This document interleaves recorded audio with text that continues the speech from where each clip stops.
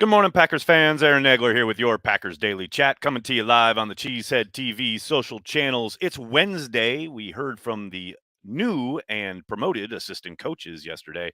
The Packers continuing to prepare for the draft, and precious few headlines will undoubtedly be made between now and then, but some nuggets to parse over there from yesterday's availabilities, though it was pretty rote.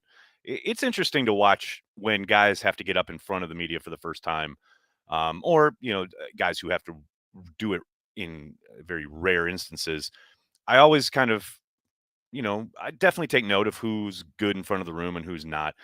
Ultimately, though, coaching is teaching, and the best teachers are the best coaches, and that is really obviously where the bread gets buttered in that profession. However, I will say part of the gig, especially in this day and age, is getting up in front of a room and being able to communicate to people. Now, in the media situation, it's very different, but you do, I just want to say you don't want to completely dismiss the idea of, okay, if a guy's good at the podium, well, that doesn't mean anything. It kind of, obviously in the grand scheme of things, no, it doesn't mean much, but it can give you a glimpse into whether a guy is, halfway decent at communicating in front of a group of people, which is the job. Obviously between that and individual instruction and communicating concepts and technique, etc. They're very different environments as far as a bunch of cameras pointing at you, people asking you questions, blah blah blah. But the idea of being able to be comfortable enough in your own skin that you can sit up there, be yourself, and answer questions without, I don't know, resorting to cliches, although some of that is kind of baked into the job. Um, yeah, it's all pieces of information that you can use when looking at the coaching staff and seeing who maybe is um, maybe has it, so to speak. Now, at the same time, you are in a very controlled environment there, and I know when the guys get on the practice field, especially, it can be very different, a little more fiery, a little more hands-on. But it's just something to note. That's all. Good morning, everybody in the comment section. Good to see you all. Hope you're all doing well. Good to see everybody. Robin's here. Hello, Robin. Hope you're doing well, man. Mick, how are you? Aaron Harper, good morning. Hope you're doing well. From Niagara, Wisconsin, what's going on? Hello from New York City. Hope you're doing well. Bisaccia will be a huge X factor. Jake, I hope so. If you guys listened to any of the Patreon members, listen to my chat with Mark Tauscher yesterday. I love it. I'm ready. I'm all in on a change of emphasis on the tone around special teams, etc. But man, we've been here before. We've had plenty of special teams coaches come up and whether it's in the podium or in the locker room, talk a good game and give us all sorts of great quotes. And Bisaccia certainly did that yesterday. And I'm all in. I'm very happy. I'm very excited. But I do not care. I don't. I'm sorry. Been burned too many times. I got to see it on the field. And I got to see a franchise-wide commitment to improving special teams. Mark put it well as far as like the need for a couple or at least one core special teamer, someone like a Jared Bush, someone who takes immense pride in their role on teams and kind of has that leadership for that group that you can rally around. And this idea on the outside, Andy Herman and I talk about this all the time. Oh, competence is all we're looking for. And that's fine from a fan standpoint. But man, it sure feels like throughout the last decade plus, that's been the norm and or expectation and hope for the franchise itself. And I know, like, you ask anybody, they're never going to admit to that. But that sure does feel that way. Mark put it perfectly when Tyler Irvin came in after the Packers could not advance a punt to save their life and got positive yardage, and everybody was like, he's the next Desmond Howard. I mean, it wasn't maybe that big a trumpet, but that was the feeling around it because it was, oh my God, competence felt like such an accomplishment. And we got to get past that. As a franchise, they have to move past that. They have to get guys on teams who want to make plays, who want to be on special teams to affect the game. And I loved a lot of what we heard from Bisaccia yesterday, especially the sense of, we don't get 3 downs. We get one play to get it right. You got to get it right on that play. I'm all in. I love this idea. But man, I got to see it on the field. I am done with platitudes when it comes to special teams. So, last year my rallying cry was all I want is competence. That went by the wayside. I want playmakers. I want plays. I want people to take pride in special teams this year. That is my rant for the day. Quotes last forever. Yeah, they do. Will the last 3 picks be used to draft special teams players? Butch, it's a possibility. I suspect there's a good chance some of those picks are used in trade kind of scenarios. Right now, the Packers have 11 selections. I'd be very surprised if they made all 11. And I'm hoping for my sake and the sake of everybody on the live draft stream that they don't utilize all those 3 picks so we can get the hell out of there. Well, that's a long day if they have 3 7th-round picks. My God. Oh, we got Dave. Thanks for the super chat, buddy. Can't make this live, but wanted to say the video with Ross was some stellar content. Thank you so much, Dave. Yeah, like I said yesterday, I had a great time talking with Ross. Got to have him on more. But yes, if you haven't watched it yet, it's on the YouTube channel. About a half hour of just nerded out Packers draft talk. Make sure you check it out. Thanks for that, Dave. That really means a lot. Really nice of you. Who else we got here? We got Jocelyn. Good morning, Jocelyn. How are you? Interesting. Usually plugs holes externally so his hands aren't tied on draft weekend, but he hasn't added wide receivers yet. We literally spoke about that on the video with Ross. Yeah, it is usually his MO. The idea of making sure he is not boxed in for need in a draft. And yet, he certainly, as the roster stands at the moment, has to draft at least one wide receiver, if not two. So maybe there, we still got some time. There's still some ball game left. I don't know about a lotta, but there's still some ball game left for them to make some moves at wide receiver, whether that's a trade for somebody or a signing, a free agent signing. So, um, I always kind of point to this, but I mean, it's just one example. But never forget, Charles Woodson was signed the week before the draft. So moves can still be made. There's plenty of time. And I'm not saying they're going to sign someone who's as good or as, franchise altering as Charles Woodson, but signings can be made at any time. 365, as Goot likes to say. So he's still got the opportunity to make sure he's not boxed in. But I'm with you, Jocelyn. It is his usual MO and has been pretty much every year. This year, noticeable in that he has, as of yet, not done anything at wide receiver to make sure that that doesn't happen. What else we got? Nags, look at the Pats, and they had Slater. He always the man on teams. Jill, that's I think precisely the example that Tauscher gave in the podcast. Somebody like that, someone who takes ownership of it, someone who absolutely is out there to make plays and affect the ball game. I'm with you. I am with you. Marshall, thank you for the super chat. Do you think Rodgers' newfound coaching / personnel influence will be a positive or a detriment? Do you think he will be in the draft room? Oh, he won't be in the draft room. He'll be like, I don't know, in some far-flung locale. Yeah, no, he ain't going to be sitting there on Friday night saying, hey, let me chime in on this wide receiver or this tight end. He is going to be kicking it, living his best life, spending that cash that the Packers gave him. And that's, as his prerogative. I'm not belittling that or dismissing it. He should be doing that. But yeah, no, he ain't going to be breaking down film and pounding the table for prospects.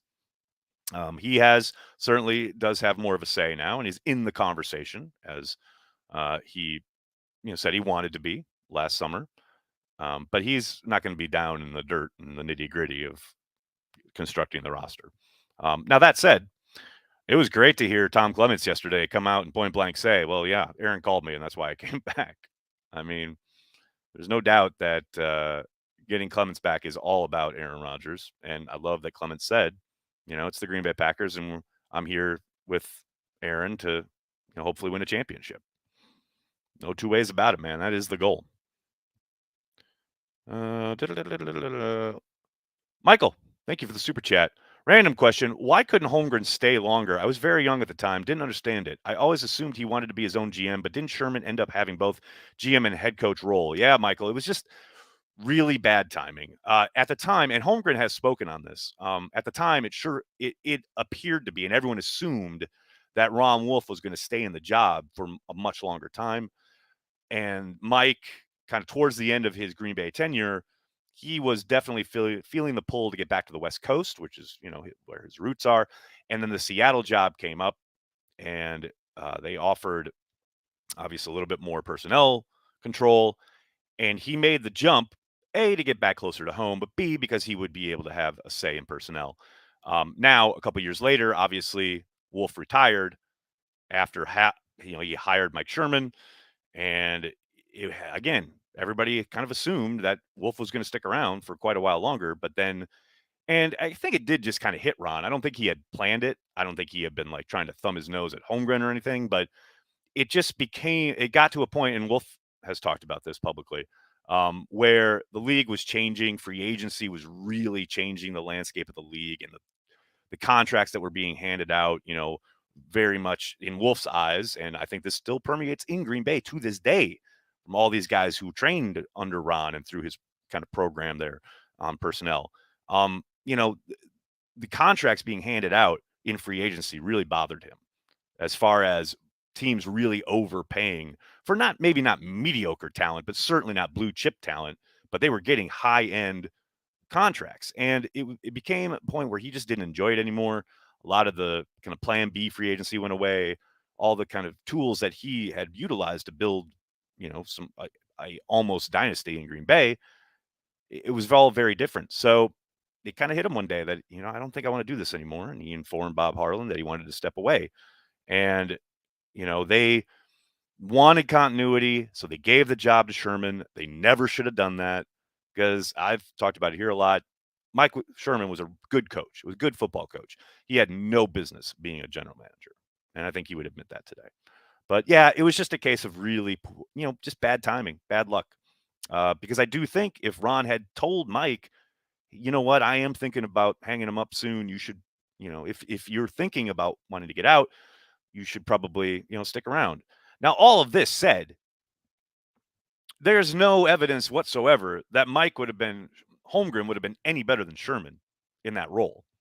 I mean, especially if you look at his tenure in Cleveland. My God, as a personnel guy. So, yeah, it's a missed opportunity for sure, but I doubt Holmgren would have been much better than Sherman as a general manager and head coach. But that is a very, very, very 30,000-foot view. I highly recommend Cliff Crystal's book, The Packer History, the 100 Years of Packers History, and the Legacy series on the Packers app. Both of those pieces of content have much better, deeper kind of dives into that subject. Do I think the Packers will sign a veteran wide receiver right before the draft? Callum, I think it's a possibility. I think Julio Jones is a legit possibility sitting out there. I also think, there's a chance that they don't sign anybody. But, yeah, I do think there's a chance. I don't know if it's a very good one, but as Han said, never tell me the odds. Does the dog go back when Aaron Rodgers retires? No, Rick, the dog will be back. And to everyone who's been bugging me about the fact that we don't have the dog yet, after the draft, that is priority number one. But until the draft, I am working on the draft and Cheesehead TV and blah, blah, blah. And the girls are cool with it and we're fine. And again, the deal was week 1, so they'll still be getting him early. So I don't want to hear about it. Can you imagine Mike Sherman trying to coach in today's league? Good fucking luck, bro. Yeah, I mean, he was a man of his time. I always say I loved Mike Sherman because he loved being the Packers head coach. This is a guy who, when he was growing up, was, after lights out, his mom would say, time for bed. And he would be out there with a flashlight reading Vince Lombardi's On Football, volumes 1 and 2, under the covers. That's the kind of guy you want coaching in Green Bay. And let me tell you, his run game, come on now. Again, we talk about it all the time. I'm on green. Favre's got a busted thumb in 2003. Whole stadium knows you're going to run the ball, and you still run the ball for 6-7 yards a pop. That guy could coach. Now, today's league, yeah, it'd be a problem, no doubt. Who is visiting Cheesehead TV during the draft, Nags? Good question, Brandy. Probably the regular people. I haven't reached out to anybody yet because it's felt a little early, but probably later this week I'll start hitting guys up. I know Bakhtiari said he'll stop by, Kenny Clark, the usual suspects, but hopefully get some new, fresh faces in there. Some media members, some bloggers. Of course, our Patreon crew will be there, so it'll be fun. It's a hang. Everybody who's done it knows it's not serious. It's not an interview. It is just hanging out. So I hope you guys can join us. Colby. Are you low key hoping Aaron last minute deciding he wants to retire? Is the dog still in play? How about that? Uh, interviews don't make great coaches. Interviews don't make great coaches. Special teams coach is impressive. His attention to detail is quite different from the past special teams coaches. We should hope so. I mean, it ain't difficult to get more detail oriented than Ron Zook. Come on. That's a low bar, but I hear you. Don't worry, I'll be there next. Good to hear it. Most hated Minnesotan. Glad to hear it. Gilbert Brown again. Pogs, I hope so. I want to get Gilbert on the podcast. I got his number. I got to text him. Yeah, hopefully Gilbert Brown. And I would love to get him on Zoom this time. I know last time he called in on the phone, but I'd love to get him in the mix, so to speak. I have Ross for the draft. I would love that, but I don't know. He might be doing his own thing for Packer Report, but I will definitely be hitting him up. Just so you know, Andy Herman will be in Vegas the week of the draft, and I just got him credentials, so hopefully he'll check in once or twice. So that'd be fun. Mike Sherman, yeah, he's the high school coach. Is the draft show just for Patreon members? Colby, anybody can watch. It'll be on YouTube, on Facebook, etc. To be on the Zoom call, that is for Patreon members. Any Patreon member, the information will be on the Patreon page all 3 days of the draft. If you are a Patreon member, just look out for it and then come join us and hang out. It's basically what we do every week in the happy hour, but just on YouTube, and everyone can see it and hear it. So be on your best behavior. Unless you're Corey Banky and you lose your fucking mind over a Yelp review for your favorite butcher in Green Bay. True story. Big B is here. What's up, Big B? How you doing, brother? Good to see you. What else we got?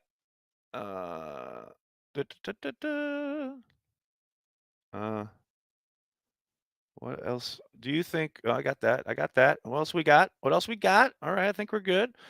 If Jonathan Franklin worked out, we probably wouldn't have gotten Jones. Weird thought. Yes and no. I think those are pretty far apart, but I hear you.